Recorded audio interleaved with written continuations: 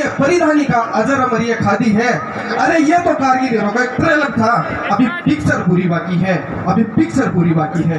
क्या हालत होती है उस शहीद की माता की, उस शहीद की पत्नी की, बहन की, कविता के माध्यम से सुनना। उस शहीद की क्या हालत होती है जिसके दादाजी सीमा पर शहीद हो जाए, पिताजी सीमा पर शहीद हो जाए, और जब वो इकलौता बेटा सीमा पर जाता है तो माँ क्या वचन लेती है अपने बेटे से कि मेरे पुत्र मुझको तू वचन दे माँ, तेरे रणभूमि दूध की क्या लाज को बचाएगा, तेरे पूर्वजों ने जो रचा है पुण्य इतिहास, इतिहास लाडले क्या तू भी दोहराएगा। तो बेटा जाते जाते अपनी माँ से क्या वादा करता है कि बोटी बोटी कट जाऊं, इंच इंच बट जाऊं, लाडला ने पुरुषों की नाक को कटाएगा, और या तो ये तिरंगा में लपेट कर रहूंगा माँ, और या तो ये तिरंगा सीमा पार लहराएगा।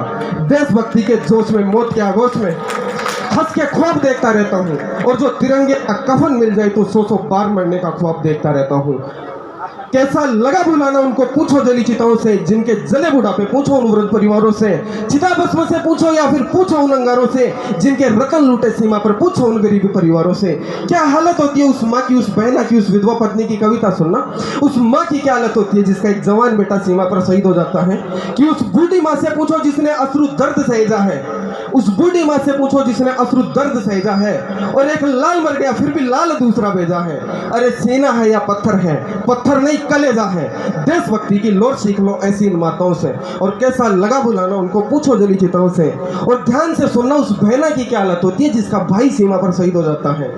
कि उस बहना से पूछो जिसने अश्रु दर्द सहेजा है, और राखी हाथ लिए फिर देखो भाई नजर नहीं आता है। भात भरण की गुरेला में आंखों से लहू उतर के आता है। और देशभक्ति की लोर सीख लो ऐसी इन बहनों से, और कैसा लगा बुलाना उनको पूछो जली चिताओं से।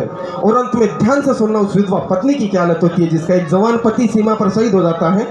कि उस विधवा से पूछो जिसने अश्रु दर्द सहेजा है, और उजड़ी मांग लिए बैठी है कैसे तुम बच पाओगे, और फटा ज्वालामुखी तो पिघल इसी में जाओगे। ऐसी हर विधवाएं सारी दुनिया का बोझा सिर ले सकती है, और जरूरत पड़े तो अपनी पति की अर्थी को कंधा भी दे सकती है। ऐसी हर देवी के चरणों में शीश झुकाता हूँ, और इसीलिए कविता को हथियार बना के गाता हूँ। जय हिंद, जय भारत।